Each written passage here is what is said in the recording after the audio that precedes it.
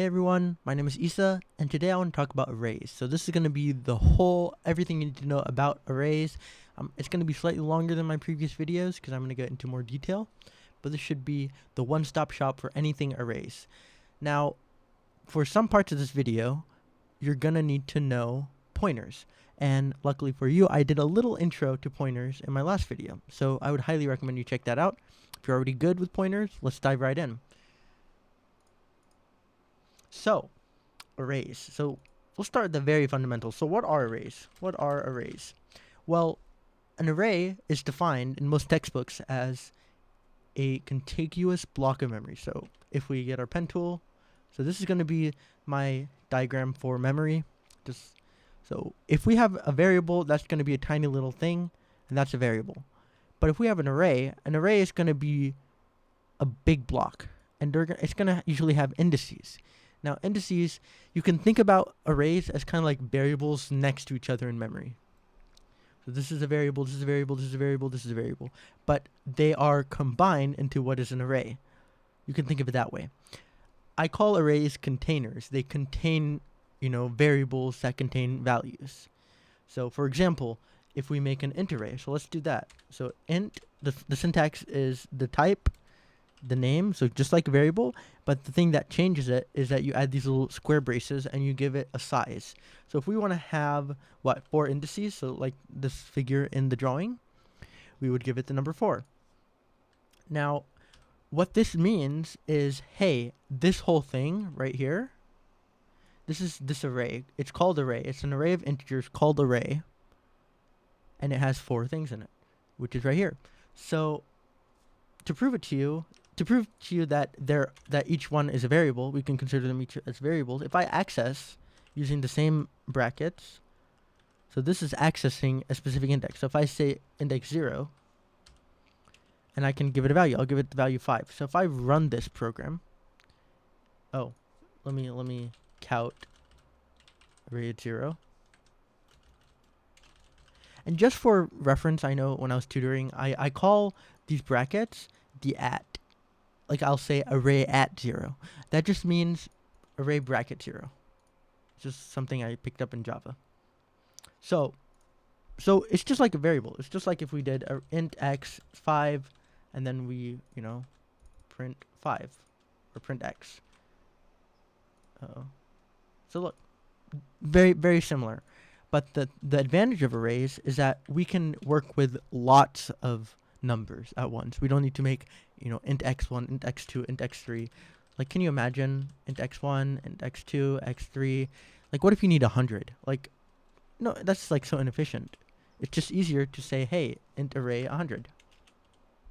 Anyways, so we're gonna stick with 4 for now. Now, the thing about arrays is, well, how do we use it? If we want to, let's say we want to use all. We want to use all the spaces. We want to put data in all the empty spaces. Right now, the only thing we're attaching is this one. We're putting a 5 in here. But that's not enough. We need, how are we just gonna go one at a time? So like do this, but then say like, 1, 2, 3. Like that's inefficient. We need a better way to do this. Well, fortunately, C++ does have something. It's called a for loop. And this is something I don't think I've talked about yet, which I really need to get to. So if we have a for loop, we can loop. So we can say, hey, loop 4 times, and we can set each index of the array to a value. So, and then we can also do the same thing where if we just copy this, and I'll just take this line and place it in here. So now we can loop through all 4. So now what's happened is that all 4 of these indices have been given a value, and we have printed all 4 of those values. Don't know if you're quite with me. Hopefully, it's really not that complicated.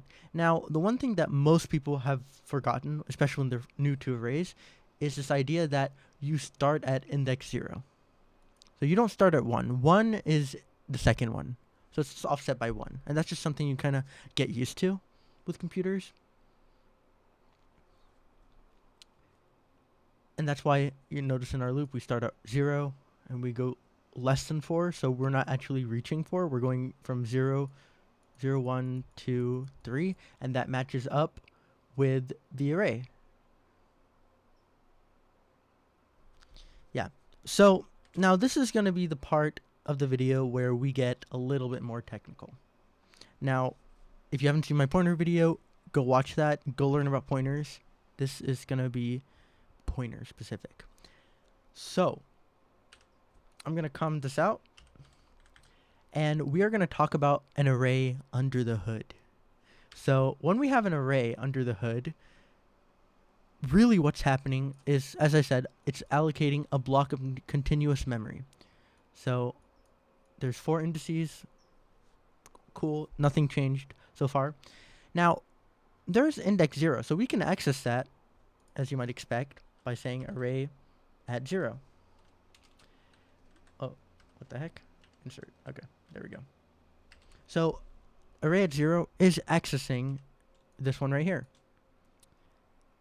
But what happens if we do 1? What is actually happening when we say array at 1? Well, it's going 1 more than the beginning.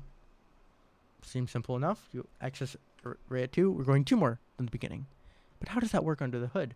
Well, I postulate to you that if we do this array, this is going to give us the exact same thing as, and I'll comment it out, array at 0.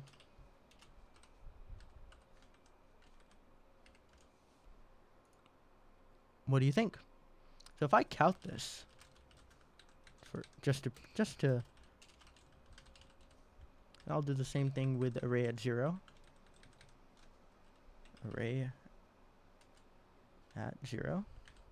And what I'm going to do is I'm going to leave a little message. I'm going to say pointer dereference, which is something we talked about in the previous video. And I'm going to call this array indexing access. I don't know. Something to differentiate the two. As long as we know which one is which. So if I run this, notice how they're exactly the same. If I say array at 0 is equal to 5, they're both at 5. So really what an array is a pointer. An array is a pointer. So we could also do something like this. We could say array like this. Now, this won't work because we haven't allocated the space, but we'll get to that in a second. But an array, all an array is a pointer. That's all it is. It's a pointer to a block of memory. So when we say array at 1, for example, what we're really doing is we're saying array and offset by 1. And because these are integers, so let's get super low level for a second for those who really benefit from that. So an integer is 4 bytes. So all of these are 4 bytes long. Now, we are adding 1 to the address. So because an array is a pointer, that means array itself has an address. And when we offset that address by 1, which is an integer, this is an integer, what we're really doing is we're saying, hey, we're on this 4 bytes, now we're adding another 4 bytes. So now, instead of checking the address at the first 4 bytes, we're checking the address of the 8 bytes. You see what I mean? Like we're going 8 bytes from the normal, or from the beginning. So this is the beginning, and we're going not 4 bytes anymore, we're going 8 bytes. And that's how this works. And that's how arrays work in general. So if we run this, and I'm going to make this 1 as well. There you go. If I set this to 0, this will be 0. Boom. So that's arrays. That's the very foundations. Now, there's one more thing, but before we mention it, before we talk about it, I want to talk about vector for a second. Vector is an array. Mind blown? Yeah. So if we look under the hood of a vector, and this was a project I saw someone in my tutoring do for a class. It was a really cool project. I wish I saved the information. Maybe I should reach out and get it.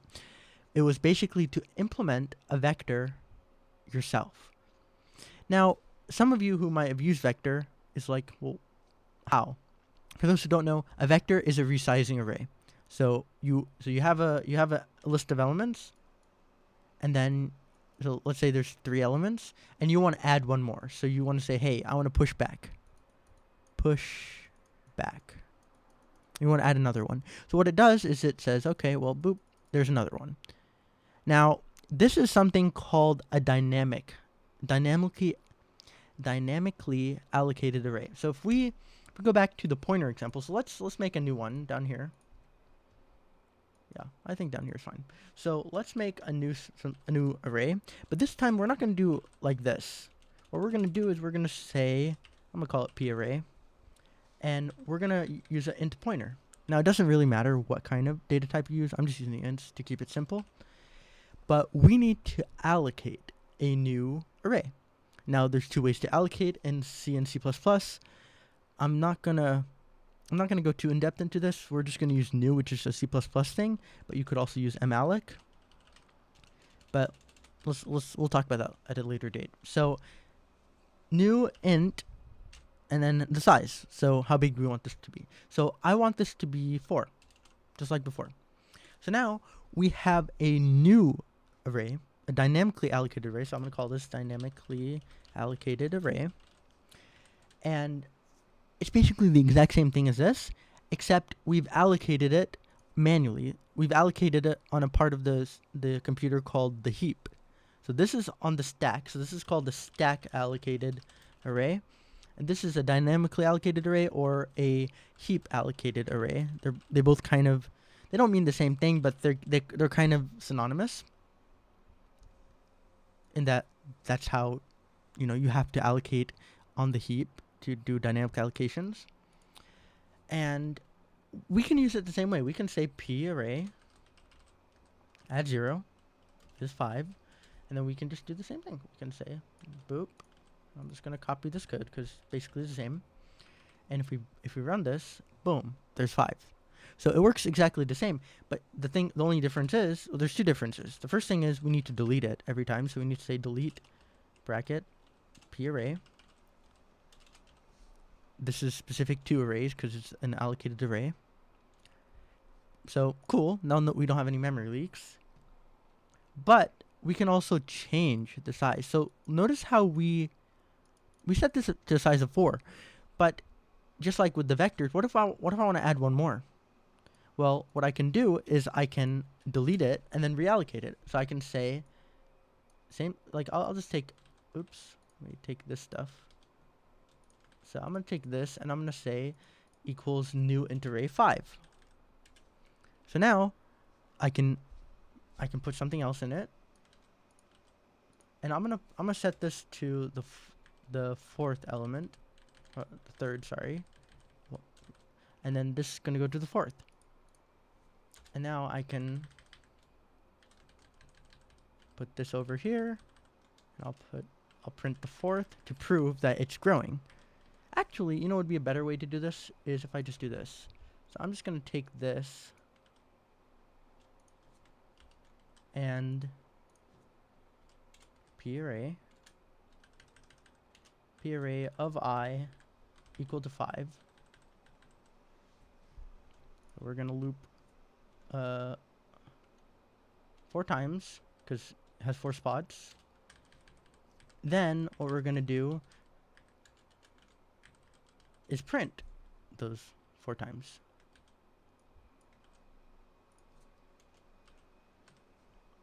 And then I'm going to do the exact same thing after we reallocate it.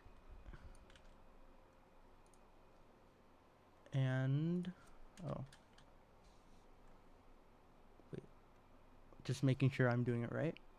So now we can loop 5 times instead of 4 times. And what we should be able to see, and let me add a little breakpoint just in between deleting and not deleting. So deleting. And I really shouldn't say deleting, I should say freeing. Just because that's actually what's happening. We're not actually deleting memory, we're just freeing it up. And then done freeing. So if I run this, so now we have 4. So that's 4. We're looping through all the spaces in the array, just like we were doing up above. Doing the exact same thing. But now notice, there's one more. So there's 4, and then there's one more. So that's the essence of how a vector works. And this is what's called the dynamically allocated array. Now, this is something that will take some getting used to. And as a challenge, I actually challenge you guys to implement your own vector class. So you'd need to keep track of the size of the vector as it changes. So there's some stuff there. You'd need to handle this deleting. Also, you'd need to handle copying the data from the previous array. So if you make a new array, if you free up this memory, you're going to lose all your data. So like if I get rid of this allocation for the new array, yeah, notice it'll just be all zeros because we freed up the memory. We lost that memory. So if you need to preserve it, like in a vector, you don't want to imagine if you pushed back something in your vector and everything, and you just lost all your data you had before. You would never use the pushback, right? So yeah, that's a challenge for you. For those of you who maybe are here but haven't gotten to that level, don't worry about it. This is something you definitely want to dive into. Vectors are incredibly useful, and they're one of the first things you'll learn in a university class if you aren't already learning about it. Awesome. Well, I hope this was helpful. Good luck, have fun, and I'll see you guys next time.